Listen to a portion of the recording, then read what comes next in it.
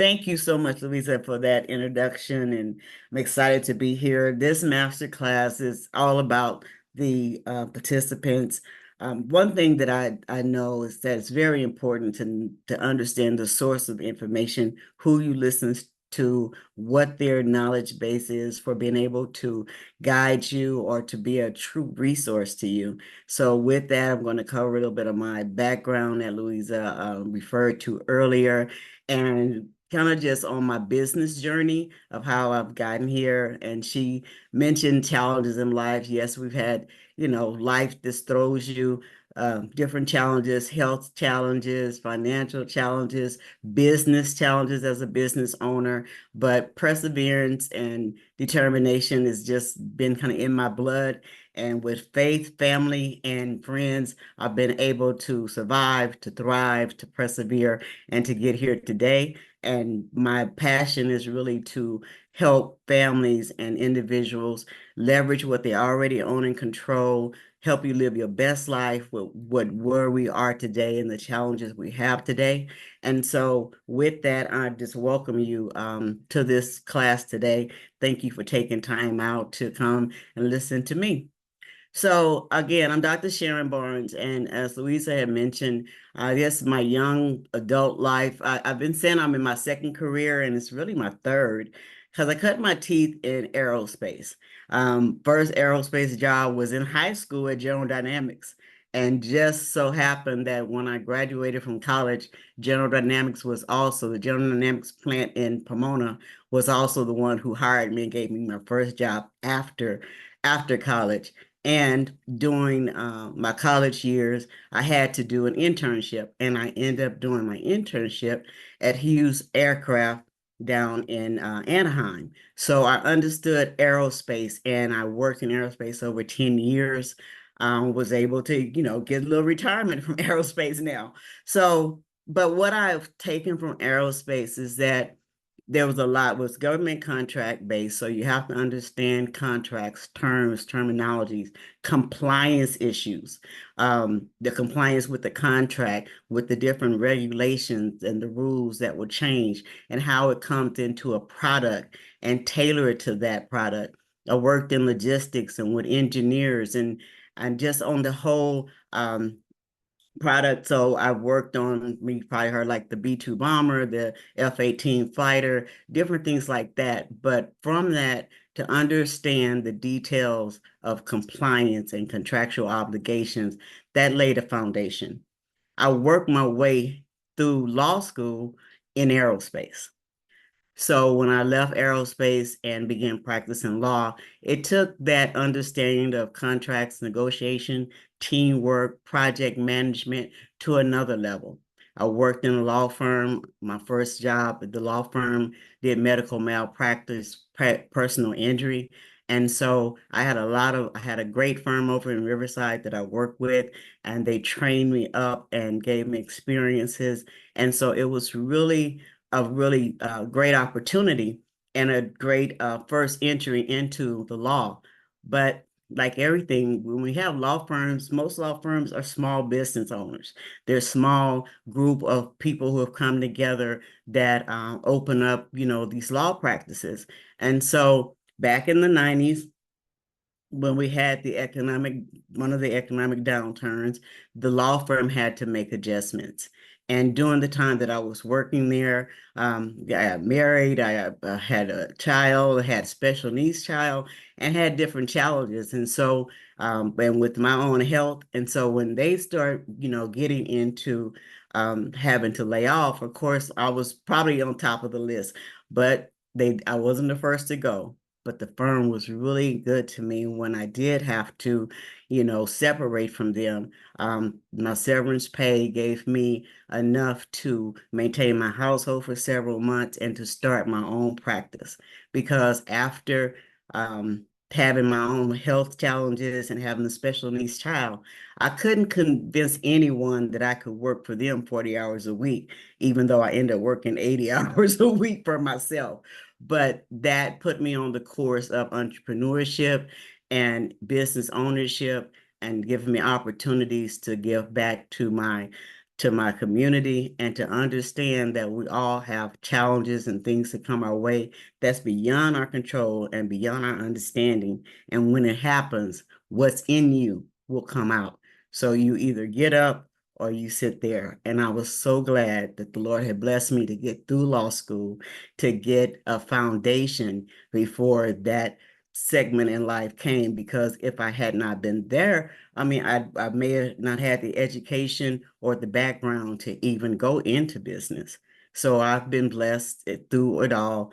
And I've ran across people that also have similar challenges. We all have our own cross to bear, but we can get through it. And sometimes we have to adjust. So in doing law, had my own practice. I was in partnership with different people, but that law practice allowed me to open up my office to the community. I work with profit and nonprofit organizations. I work with builders, developers, mortgage bankers. It was my clients who actually urged me to get into real estate, because with most small businesses, profit and nonprofit, they needed more legal services than could afford. And so I was helping them put the corporate entity or the business entity in place. I was helping them with the partnership agreements. I was, negotiating and trying to mediate differences, and everything, and help them with their projects. But I could not, as an attorney, participate in the project itself. So they urged me to get into real estate, and real estate became like a value added service, because a lot of times when you do have businesses, you need to have office space, industrial space, different commercial space, or buy land to build. And so that was my first introduction over into real estate. And eventually it became my primary job because of, again, life changes. And so I ended up going into real estate full time. And I have been experienced and specialized in residential and commercial real estate. Now, kind of getting to the point of where I am today, really passionate about accessory dwelling units and helping the community and families build accessory dwelling units. It's because, I mean, after I had started looking into accessory dwelling units before we had the shutdown.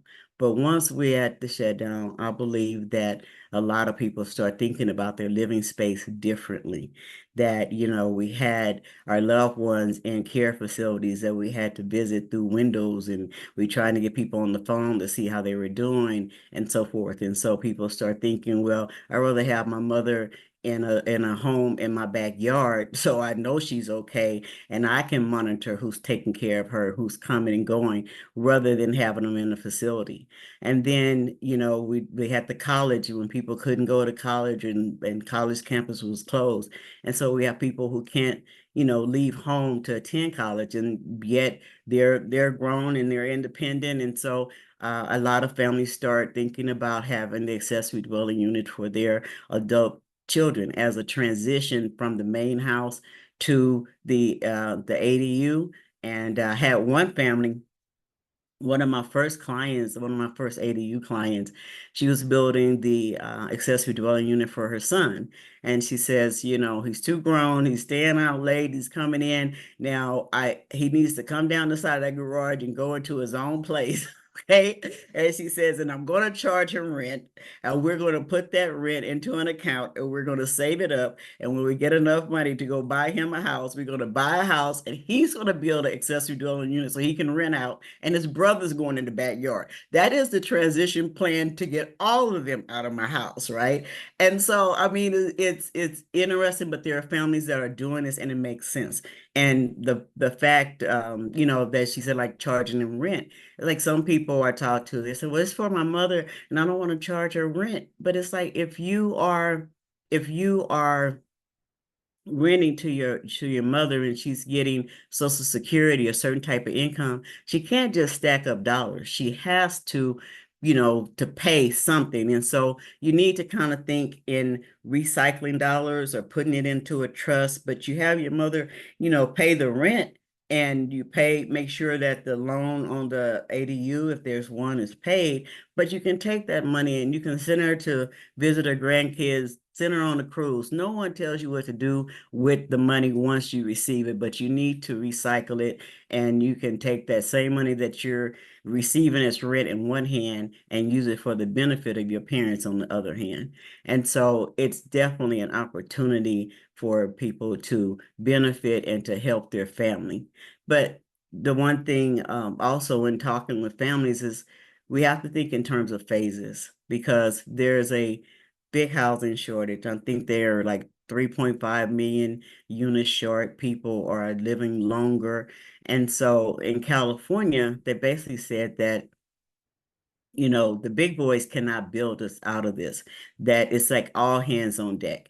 If you have a yard with space in it that you can build a secondary unit, please do so because there are people who need housing. If you have a garage that you don't utilize fully, let's convert that. We need everyone to help with this housing because people are living longer and there's just a shortage. And so in order to enable people to participate, they started trying to remove the barriers to building. I remember with my partner and I, we were looking at a lot over in a city called Moreno Valley, and it was on a cul-de-sac, and there was houses built all around this lot, and they had these lots down for like $25,000. And so we thought, well, that is a bargain. It's in a cul-de-sac, it's in a nice neighborhood. It's only 25,000. We could buy this lot, we could build a house on it and everything. I bring that up because it was a couple of things. It was, it's lessons in everything, but there was a couple lessons in that. Number one, the impact fees for building a house on a lot in there was $45,000. That was just the impact fees. That's the school, the fire, the emergency services, and so forth. And so when you come to build a home, generally there's these impact fees that you have to pay. And just think this it's $45,000, and we're not talking about construction, we're not talking about permits. This is just to kind of a tax that's on building. So now if you own a house and you can build a secondary unit in the back, they reduce the impact fees. If you build less than 750 square feet, you don't pay impact fees. You're exempt according to state law. So that can save you $20,000 to $45,000 right there. They adjusted the regulations so that they can't charge you impact fees that like a brand new house because you already have a structure on that lot. So it has to be proportionate to the sides. So a lot of times building the ADU or secondary unit on your lot saves you like $20,000 in fees if you go 750 or below. And the architects, I mean, they are amazing. They can do 2 bedroom, 2 bath ADU under 750 square feet. That's just awesome. And you have to think about it's kind of like a condo or an apartment. Some people they talk about ADUs. Oh, you're talking about those tiny homes. No, they're not. Tiny homes by definition is usually on wheels. And there are these creative things where people have taken horse trailers and made them into tiny homes, or they converted VW bugs, or they taken sometime just build a unique kind of structure on a chassis or whatever. But that movement got a lot of attention, and people really got used to hearing the word tiny homes. But if you notice, it's kind of died down a little bit, and most of those creative tiny homes are for people that are basically on the move all the time. They're the ones that are driving across country, parking in the RV parks, and they keep it moving. The other ones who thought that they could build the tiny home and just park it in their family's backyard found that code enforcement across the country was not allowing it. That was not long-term sustainable living, and you couldn't just park this unique tiny home in the backyard and live in it. So they end up moving them to mobile home parks. So that's the kind of the difference. When I'm talking about accessory dwelling units, it's more akin to custom home. I mean, you get to design and customize a home, a self-contained home that's the same quality as the one that you're living in, if not better, because it's new build. It has recessed lighting, energy efficient appliances, laminate floors. I mean, they're absolutely gorgeous. And once you get in them, you really can't tell the difference between the ADU and your main home. And now had just had a consultation yesterday, and I was talking to a young lady, and she said, well, she said, for the price that that you're charging for this unit I'm getting, that's only like 750 square feet. I mean, it's costing a couple $100,000, and that's just a lot for that little space.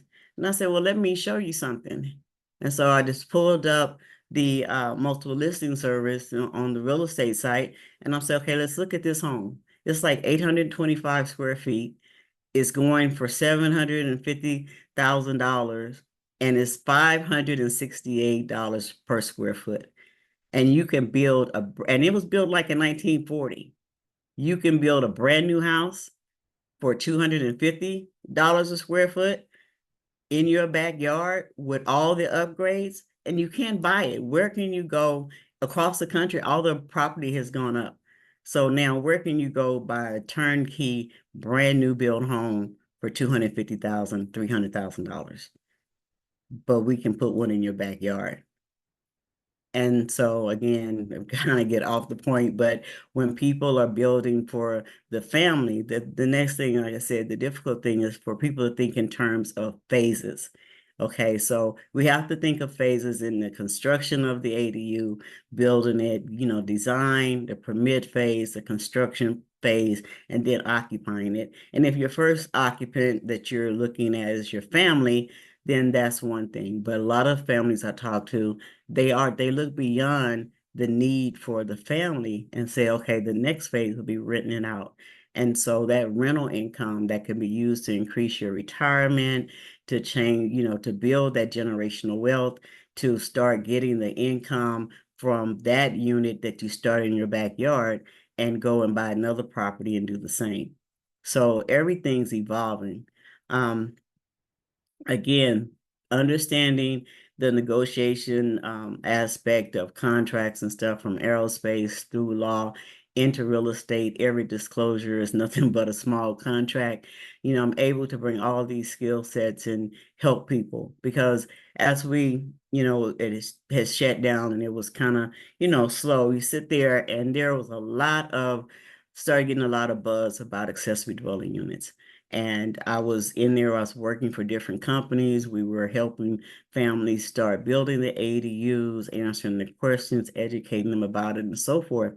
But what I realized was that there was this gap.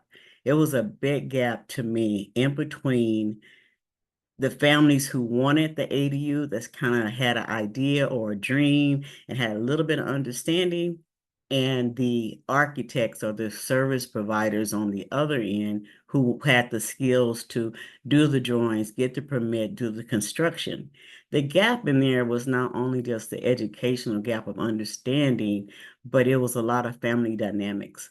You have a house, and it was a parent's house, and now one of the siblings want to put an ADU in the backyard. Well, then they start asking questions about, if you have the ADU in the backyard, and if something happens to mom, I mean, you get the whole property. I mean, you taking the whole family, house, and everything will be yours. And so, then the mother's feeling like she's in between trying to negotiate this. And so being able to talk to families and to sit them at the table, answer all their questions. And one of the great things that I've been able to do is to teach them how to utilize, say, a living trust. If they're not business minded, they don't have a LLC, they don't have a family corporation or anything, but everyone needs at least to have their living trust, to take the living trust and to treat it like it's the landlord. So for this particular family, you were able to document the understanding between the mother and the daughter in building the ADU. and who's responsible for everything regarding the ADU, how they split the taxes with the property taxes that went up because of this improvement on there. And so we were able to document all this. She laid out who she wanted in the main house, how they were to share expenses and so forth. And her wishes and everything was there. In good times, when she was here and everybody could get an understanding, and it was written. And then we had the bank account for the trust. Every month, the sister, the daughter that had the ADU would pay her loan payment basically into the trust account, bank account.